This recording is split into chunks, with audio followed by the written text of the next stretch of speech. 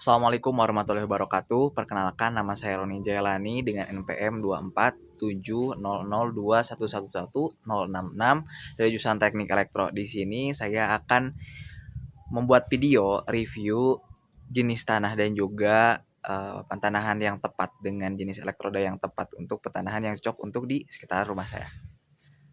Lokasi rumah saya ini berada di sekitar pegunungan sehingga kondisi tanahnya cukup alami dan banyak tumbuhan-tumbuhan seperti kopi. Nah, sehingga tanah yang di sekitar rumah saya itu berwarna kecoklatan.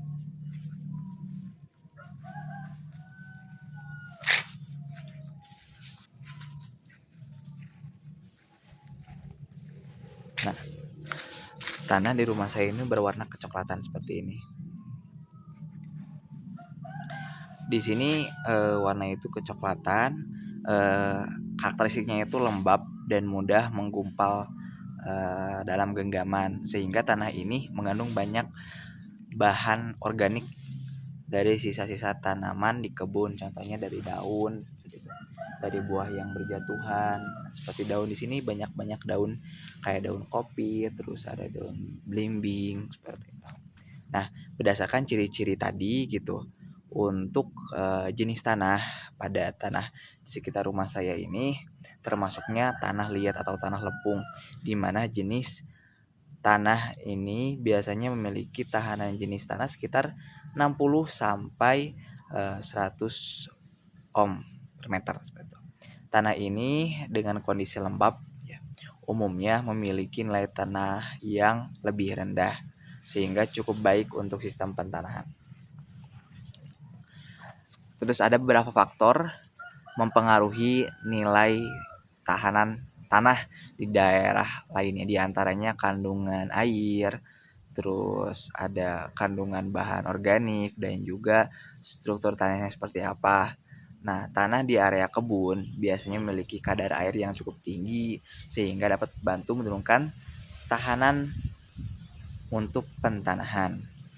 Berdasarkan kondisi tanah tersebut, jenis elektroda pentanahan yang cocok digunakan adalah elektroda batang atau rod grounding, di mana elektroda ini berupa batang logam yang ditanam secara vertikal ke dalam tanah sehingga kedalaman tertentu agar dapat mencapai lapisan tanah yang lebih lembab. Elektroda batang dipilih karena pemasangannya yang pertama mudah, yang kedua itu tidak membutuhkan lahan yang luas dan sangat umum digunakan pada instalasi listrik rumah maupun gardu listrik.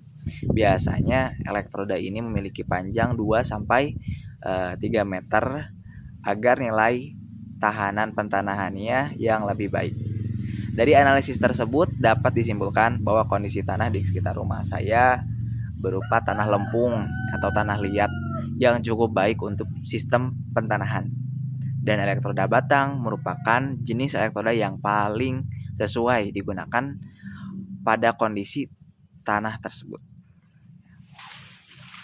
Mungkin demikian review dan analisa kondisi tanah di sekitar rumah saya. Dan juga hasilnya seperti apa yang sudah saya jelaskan sebelumnya terkait dengan hubungan antara jenis tanah di sekitar rumah saya dengan jenis pentanahan yang cocok untuk pentanahan di rumah saya. Mungkin cukup sekian yang dapat saya sampaikan. Saya Roni Jailani. Mohon maaf bila mana ada kekurangan. Semoga video ini dapat memenuhi tugas dari mata kuliah pentanahan. Wabillahi taufiq wal hidayah. Wassalamualaikum warahmatullahi wabarakatuh.